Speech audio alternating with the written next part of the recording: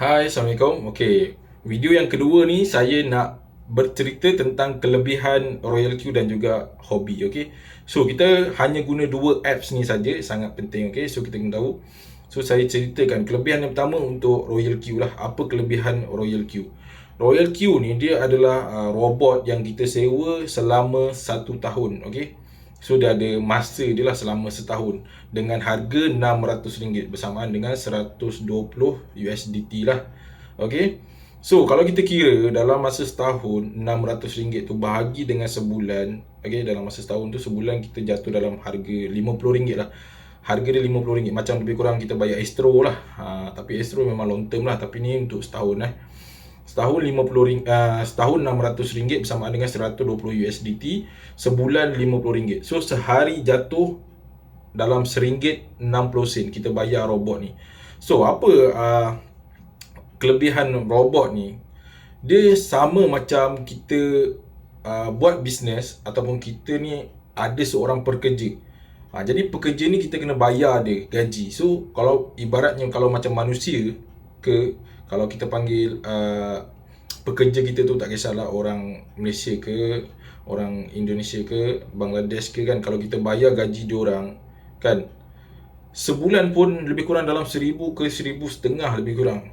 So itu adalah modal yang besar untuk kita bayar pekerja. Tapi dekat sini kita beli ataupun kita sewa robot ni dalam masa setahun dan kita hanya bayar dekat robot ni RM50 sahaja sebulan, bersama dengan sehari RM1.60 gaji robot ni. So tugas robot ni dia apa dia kena buat? Dia kena buat kerja untuk kita. Sebab kita ni dah ada kerja hakiki. Kita ni memang dah ada tugas kita nak dengan family dan sebagainya.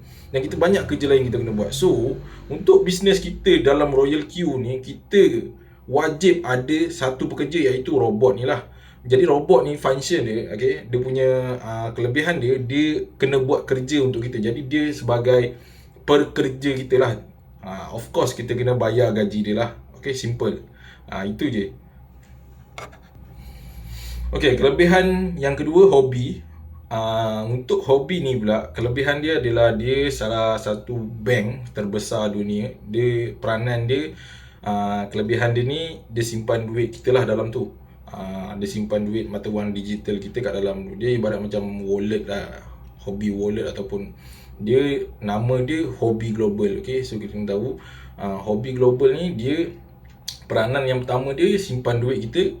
Lepas tu dia akan kembangkan duit kita tu. Ibarat kita simpan duit dalam bank dan bank bagi kita dividen setiap tahun. Lebih kurang macam tu. So sama je macam ASB, tabung haji, ataupun bank-bank lain lah, macam KWSP ke. So kita simpan duit macam dekat dalam ASB, kita simpan duit dan dividen setahun ASB bagi katalah 5%. Okay, 5%. So kita dapatlah dividen tu. Katakanlah kita simpan RM10,000 ke RM100,000 dalam ASB. So ASB bagi dividen dekat kita 5% setahun. So kita dapat dalam RM100,000 tu dapat dalam berapa? RM5,000 contoh.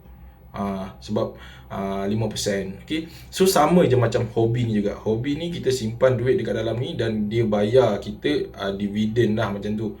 So kita, tapi syarat dia kita kena beli coin dekat dalam hobi ni lah. Dia kena beli coin dekat dalam ni. Sebab yang macam saya cakap tadi, kita ada sebanyak lebih kurang 60 lebih yang coin yang kita boleh gunakan, iaitu coin halal lah.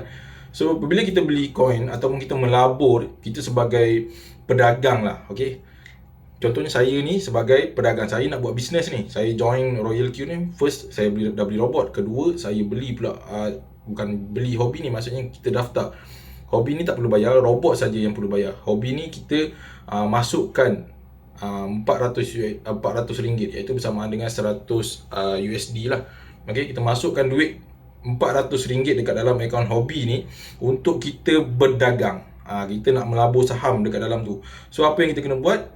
Kita beli coin. Dia ada sediakan coin, lepas tu kita beli dekat dalam tu coin, dan itulah bisnes yang kita nak buat. So dekat dalam tu nanti kita akan ajar lah cara macam mana nak beli coin dan sebagainya. So peranan dia, kelebihan hobi ni, dia mampu memberi kita pulangan, keuntungan sebulan tu dalam 10% ke 30%. So tinggi, okay, sangat-sangat tinggi. Kalau setahun tu dalam 100% lah. Berbeza dengan yang ASB dan juga KWSP dan juga tabung haji tadi tu. Kalau kita simpan duit dekat ASB, kita hanya dapat 5% setahun, okey. Tapi dekat hobi ni, kita simpan duit sebulan kita boleh dapat 10 ke 30%. Kalau setahun kita boleh dapat 100%. So kalau kita simpan dalam 10,000 dekat hobi ni, kita trade, kita beli coin dan kita membeli dengan jumlah RM10,000. So kita mampu dapat 10 ke 30% sebulan. Setahun kita boleh mampu dapat balik modal. Maksudnya dapat 100%, dapat 100% setahun. So tinggi dia punya pulangan dia tu lah. So itu kelebihan dia. Dia nampak lebih besar. Profit, pulangan, keuntungan dia tu lagi besar lah. Kalau kita modal RM10,000, setahun kita boleh dapat RM10,000. Simple. Macam tu lah. Sebab sebulan dia 10%. Macam SB tadi tu, sebulan dalam berapa persen kita tak tahu, tapi setahun 5%. So berbeza. Dekat sini sebulan, dekat hobi ni sebulan dia bagi 10 ke 30%. So tinggilah. Kalau korang yang ada duit tu banyak tu, korang boleh simpan dekat hobi ni. Syarat dia kita beli coin dia. Kita beli coin dan kita biar sahaja duit dekat dalam tu beranak. So syarat dia kita beli coin dan duit tu akan bertambah lah.